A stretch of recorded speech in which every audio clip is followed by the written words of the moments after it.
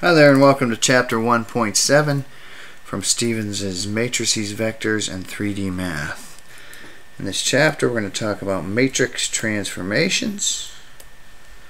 Alright, and what I mean by that is we're going to take, say, an object in 2 or 3 space, such as like a triangle, and I'm going to transform it. I might rotate it, I might shear it, I might reflect it across the y-axis, I might move it to the right and up. So we're going to do transformations to geometric objects in 2 space and 3 space. And we're going to do this through matrix transformations.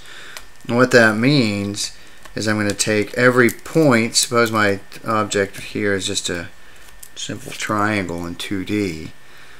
One point on that triangle is, say, xy. I'm going to transform this triangle by matrix multiplication on the left applied to every point.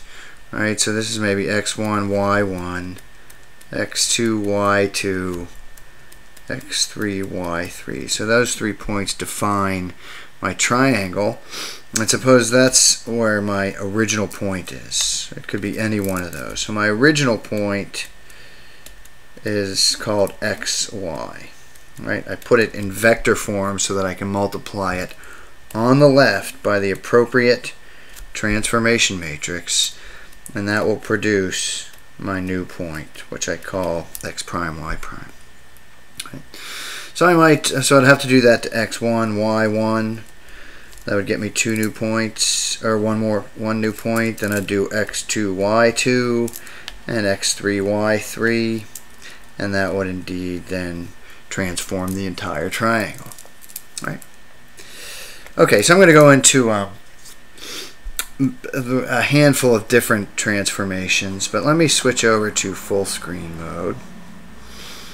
There we go. Okay. Oh, by the way, one of the reasons that matrix transformations are so nice is because I can do a bunch of them together. Suppose I wanted to do 3 transformations in sequence. Suppose I first wanted to rotate, then I wanted to rescale, and then I wanted to maybe reflect across the y-axis, something like that.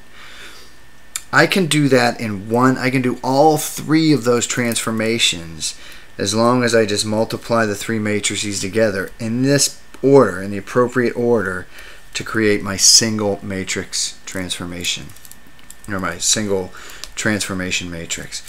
In other words, instead of having to go T1 times xy and then hitting that with T2 and then hitting that with T3, I just combine them all into one matrix T, and I can hit my xy vector with that single matrix. So I can do a lot of transformations at once just by multiplying the transformation matrices together.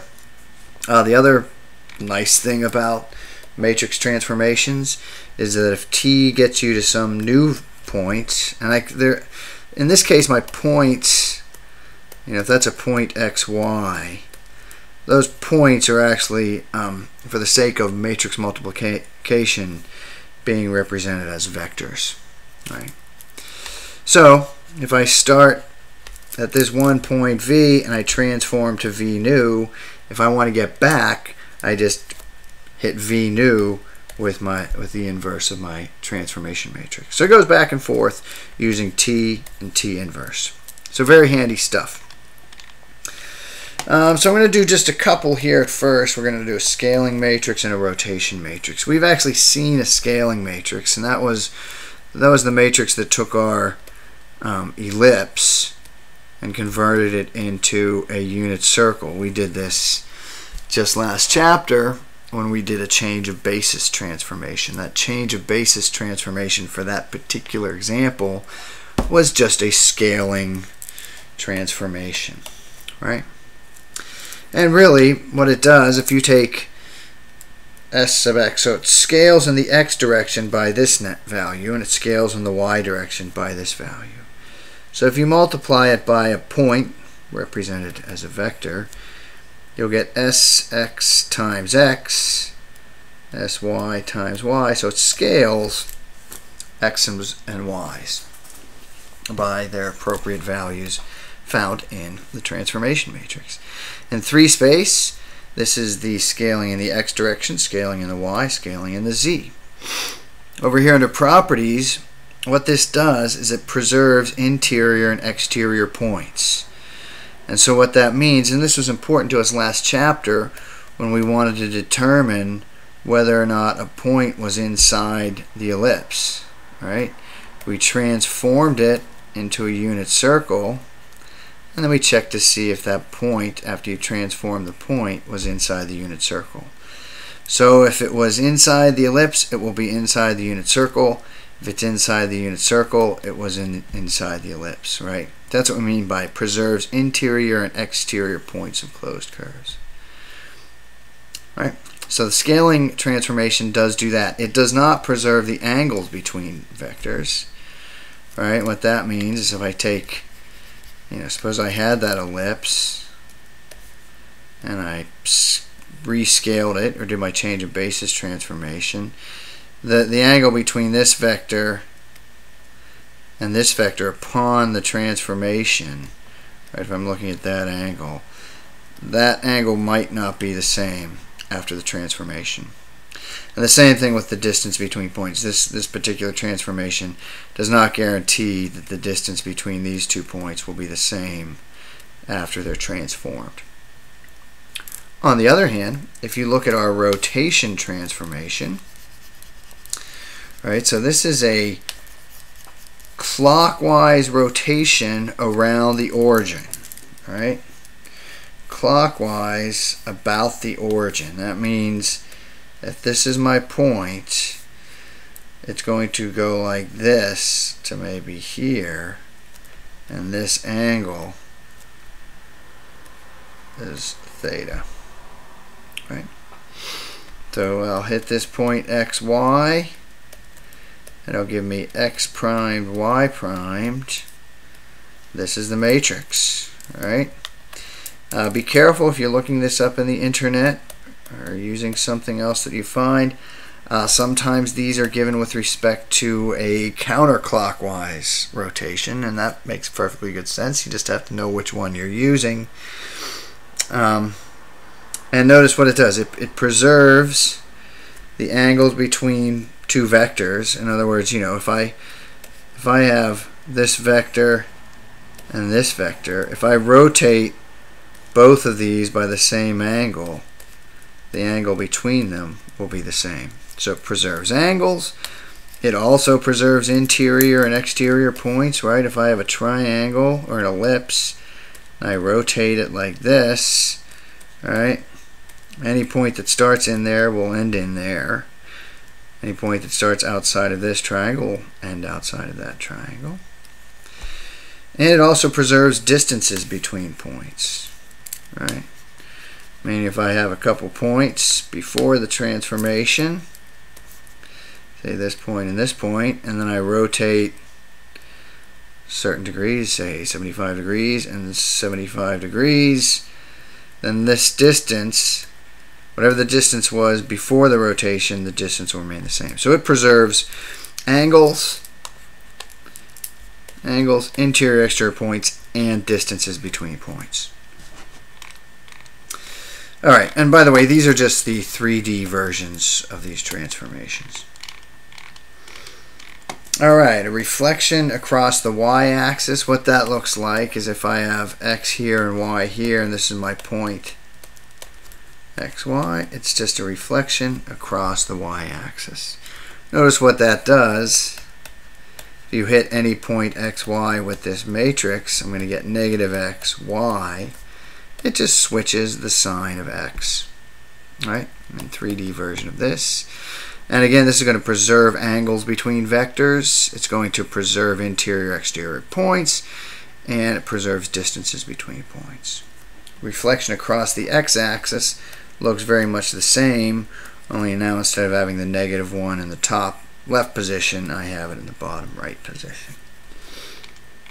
If I want to reflect across a line, notice this is a line y equals mx.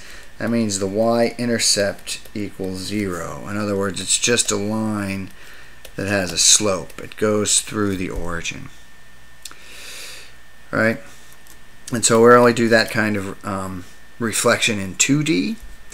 But again, it preserves angles, preserves interior, exterior points, and distances between points. These are both translation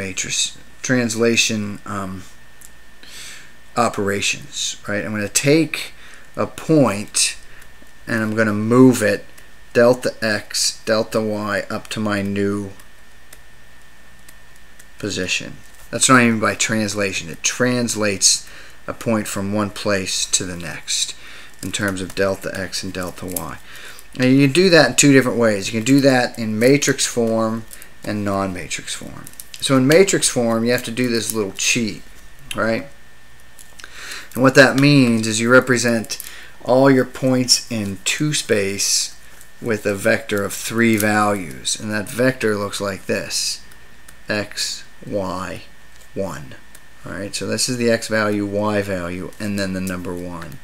And notice what this does when you perform this matrix multiplication.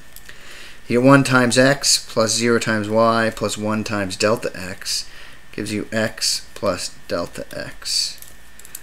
Then your next term is 0 times x plus 1 times y plus delta y times 1. It gives you y plus delta y.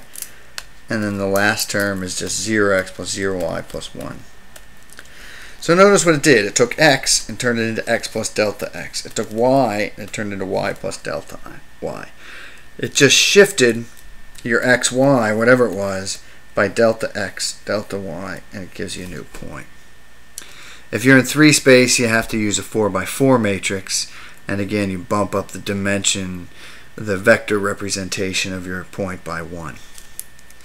And I go to again a translation. If you're just taking all the points or the object and moving it, you're going to preserve angles between vectors, interior and exterior points, and distances between points. And here's the non-matrix form. And if all you're doing is a single translation, this is probably the better route to go. It's just simpler, right? My new point is just my original point plus a change in x, change in y vector, right? If it's in 3 space, you have a change in x, a change in y, and a change in z. Horizontal shearing. What that does, if you multiply this by xy, notice what you get. That gives you x plus ky y. So it scales in the x direction depending on how big the y value is. Alright, in other words, if you start, say this is your original point here, then that's xy. Well, y stays the same, but x gets sheared into the positive direction by a multiple of the y value. So what that does is it'll take, it's seen a lot in italics, it'll take an S and it'll shear it. The top part will shear to the right, like that. Alright, and so that's a shearing in the horizontal direction. This is shearing in the vertical direction. And again, this is only going to preserve interior points. It's much like the scaling, right? Because it is a scaling, really. So it preserves interior and exterior points, but it does not preserve angles between vectors, clearly, because it's, you know, this angle here just got changed dramatically. All right. Okay, so it also doesn't preserve distances. Okay, so we have shearing, we have translation shearing. I think that wraps it up. We're going to do a little demonstration here. We have a house. Our original house is right here. It's a collection of points.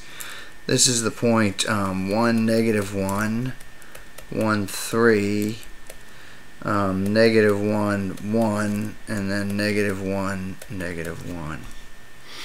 And the first thing I'm going to do, and it's demonstrated below here, is I'm going to rotate 60 degrees clockwise around the origin. And then I'm going to reflect it across the y-axis. And then I will translate it 1 unit to the right, 2 units up. Right? And so I'm going to do that to all my points in my little house here and the center point, the point 0, 0. Notice whenever I do my first rotation, 0, 0 doesn't change because I'm rotating around 0, 0. So the first thing I do, there's my rotation matrix.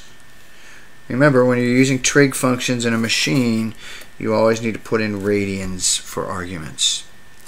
And this is actually a matrix of points, right? For my specific example here with these 4 points, it would look like this. It would be 1, -1, 1, 3, -1, what was it? -1, 1, -1, -1. So these are the 4 points of my house, right? And so I multiply, so I can hit all the points with one matrix operation. All the points have now been rotated by pi/3 in the clockwise direction. And so that creates a matrix of new points. And then whenever I want to plot, I can plot the x's and the y's and get my new house.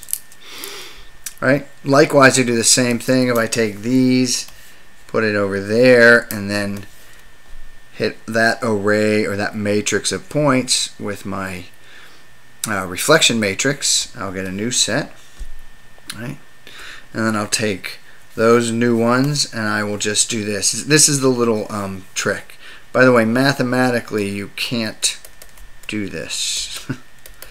I can't take a vector and add a number. But with MATLAB, it will allow us to do it. With MATLAB, it'll take all the x values and add 1 to them, right? The matrix dimensions don't agree. You shouldn't be allowed to do that. But it lets you get by. So that's actually quite easy, especially whenever you do a lot of translations, right?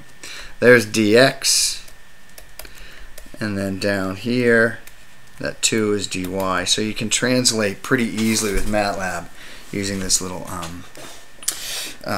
cheat function.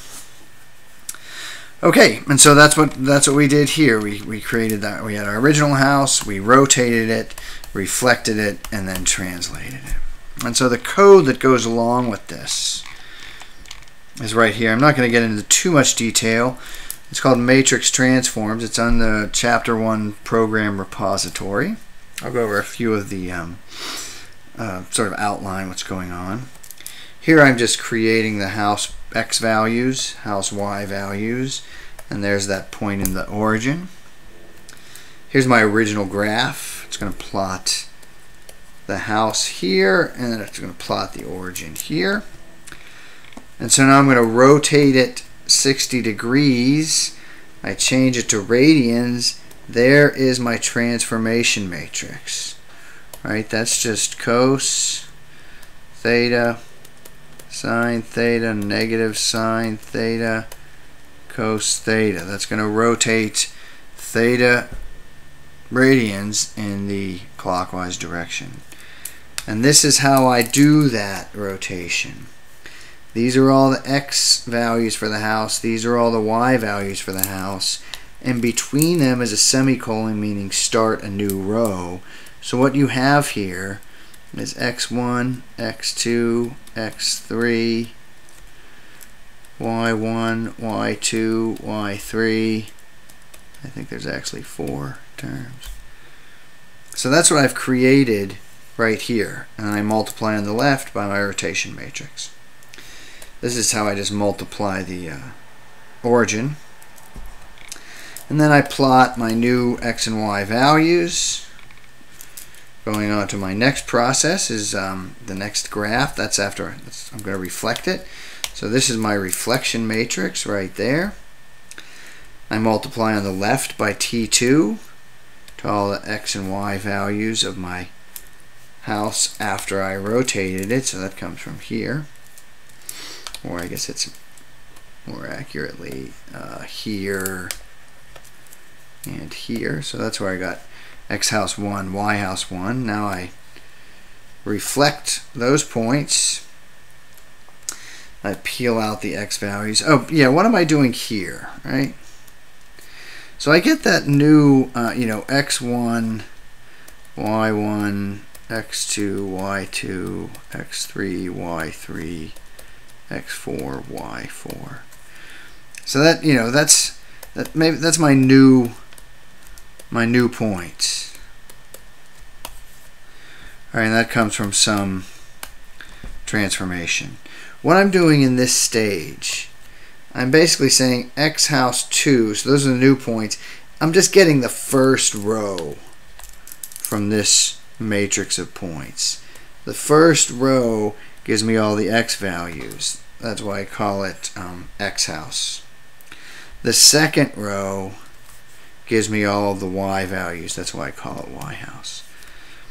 Right? So I combine them. So this whole transformation process has actually two forms. All right? I combine my x and y values into a matrix suitable for transforming.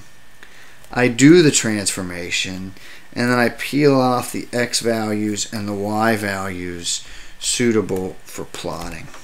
All right? And then finally, the last transformation is just a translation. And here I take my x house 2 and y house 2 that I peeled off up here. And in this case, I'm going to add dx, which is 1. So I add 1 to all the x values. And I add dy to all, let's see, dy is 2. So I add dy to all of the y house values. Right? So I'm just taking every point of my house. Well, that's 1 point. It goes over 1, up 2. That's my new point. And I plot them again. Alright, and again, this is matrix transforms.m. You should probably go grab it and run it and, you know, play around with it as you see fit. I want to go back to rotations momentarily because they're a little trickier than you might think. They're actually not, they're not tricky at all if I'm just taking this original triangle. If I'm just rotating around the origin, it's really simple. If I want to rotate 90 degrees clockwise around the origin, it winds up looking like that, right? And we did that already. That is with this rotation matrix, right? But I have to make sure that you hit every point in the triangle. So that's 1 point. So you probably do, you know, a few points: x1, y1, x2, y2, x3, y3, and so you can hit the whole triangle by hitting all of its vertices. So that's easy enough. But what if I want to rotate not around the origin, but suppose I wanted to rotate around this point A, right? So here's the way you do this. The process is actually fairly simple, but it's very rigid. You can't deviate from this process. I'm going to subtract A from all of the points, right? So that means A is going to go to here, B is going to go to here, C is going to go to here, and this is my new triangle, right? And then I'm going to rotate this triangle around the origin by 90 degrees, right?